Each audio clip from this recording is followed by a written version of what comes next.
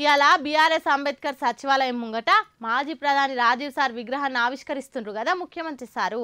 సచివాలయంలో తెలంగాణ తల్లి ఉండవలసిన జాగల రాజీవ్ గాంధీ విగ్రహం ఎందుకు పెడతారని అటు బీఆర్ఎస్ వాళ్ళు జంగులేపిట్రు. తెలంగాణ ఆత్మగౌరవాన్ని నమ్ముతుండ్రని గరమైతురు. మరి 10 ఏళ్ళు మీరే పవర్లుండి మీరెందుకు పెట్టలేదు తెలంగాణ తల్లి విగ్రహం? ఇప్పుడు మేం సచివాలయం ఎదురుగా తెలంగాణ తల్లి విగ్రహం పెడతామంటే మీరెందుకు భుజాలు దడుముకుంటుర్రని ఉల్టా కాంగ్రెస్ వాళ్ళు కూడా అందుకుంటుర్రు. రాజీవ్ గాంధీ విగ్రహం పంచాది అగ్గిరాజేసింది కదా మళ్ళా. అస్సలకైతే పోయిన నెల 20 తారీఖు నాడు షాల్ చేయాలి గాని సోనియా మేడం రాహుల్ సార్ కు ఇల్లు వాడలేదు. అయితే మొదటి సంధి సచివాలయం ప్రాంగణంలో రాజీవ్ గాంధీ విగ్రహం ఎందుకు, మేము రాగానే పక్కా దీపిస్తామని బీఆర్ఎస్ వాళ్ళు వార్నింగ్లు ఇచ్చిండ్రు. విగ్రహం మీద చేసే ధైర్యం ఎవరుకుంది? ఏసి చూడుర్రి, అటెన్కి ఏమైతుందో తెలుస్తుందని అటు సీఎం సార్ కూడా గట్టిగానే వార్నింగ్ ఇచ్చిండు. మేము తెలంగాణ తల్లి విగ్రహాన్ని పెడదాం అనుకున్న జాగల రాజీవ్ గాంధీ విగ్రహం ఎందుకు పెడుతుండ్రని బీఆర్ఎస్ వాళ్ళు సలసల మసిరిండ్రు. ఇక రేవంత్ సార్ ఉండి 10 ఏళ్ళు మీరే పవర్లు ఉన్నారు, అప్పుడు ఎందుకు పెట్టలేదు, ఇప్పుడు అన్ని డ్రామాలు ఎందుకు చేస్తుండ్రని మండిపడ్డాడు. తెలంగాణ తల్లి విగ్రహం ఉండవలసిందే ఆడ కాదు, సచివాలయం ఎదురుగానే ఉండాలి అని ఆల్రెడీ జాగ చూసి భూమి పూజ కూడా చేసిండ్రు. డిసెంబర్ 9 నాటికి తెలంగాణ తల్లి విగ్రహం పూర్తయ్యేటట్టు పనులు కూడా శకశక అయిపోతున్నాయి. దేశానికి ప్రధాన మంత్రులుగా చేసిన ఇందిరాగాంధీ, పివి నరసింహారావుల విగ్రహాలు ఒకవైపు వరుసగా ఉన్నాయి.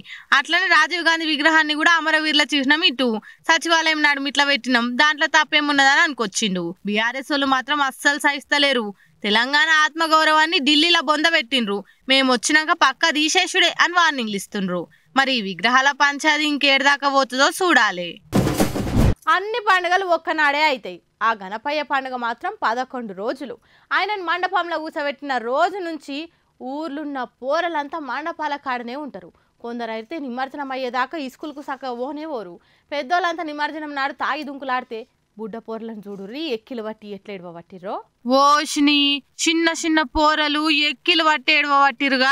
ఒక్కరు కాదు ఇద్దరు కాదు, చాలా మంది పిల్లగాళ్ళు ఆ బొజ్జ గణపయ్యను దోలేటప్పుడు గిట్లనే ఎక్కిలు పట్టి ఏడుస్తారు. అగో ఎందుకు అంత దుఃఖం అంటారా? మళ్ళా మండపానికి కట్టెలు వాతినప్పటి నుంచి షురు అయితే సంబరం. పండుగ నాడు విగ్రహం పెట్టి దినాం పూజలు అయ్యేటప్పుడు పొద్దుగాల రాత్రి పగిటిలని తేడా లేకుండా ఎప్పుడు చూడ ఆడనే ఆడుకుంటారు, ఆడుతారు పాడుతారు. అబ్బో చిన్న సంబరం కాదు, వాళ్ళ దాంట్లో ఒక మనిషి లెక్క దేవుని తాన కూర్చొని మాట్లాడుకుంటారు మంచిగా. మళ్ళా 11 రోజులు గింతగానం ప్రేమ పెంచుకొని ఒక్క పార తీసుకుపోయి షెర్లేస్తారంటే ఎందుకురా చెప్పు రేడుపు? ఊరలనే కాదు పెద్దోళ్ళు కూడా జర నారాజు అవుతారు.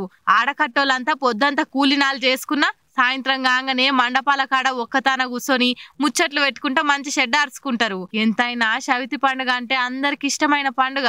ఈ పిల్లలకు దేవుని మీద ఉన్న ప్రేమ అలా ఏడుపులనే తెలుస్తుంది. నిమజ్జనాల ముచ్చట్లే సోషల్ మీడియాలో తిరుగుతుండే వరకల్లా ఇప్పుడు ఇట్లా అందరు పోరలు ఏడ్చిన వీడియో ఎడిట్ చేసి పెట్టే వరకల్లా మస్తు వైరల్ అవుతుంది. ఇక చూసిన వాళ్ళంతా ఏడవకుర్రా పిల్లలు, ఈ తాప పోయినా మళ్ళా తాపకు వచ్చేస్తాడా బుజ్జి గణపయ్య అనుకుంటూ ఓదారుస్తురు కామెంట్లల్లా.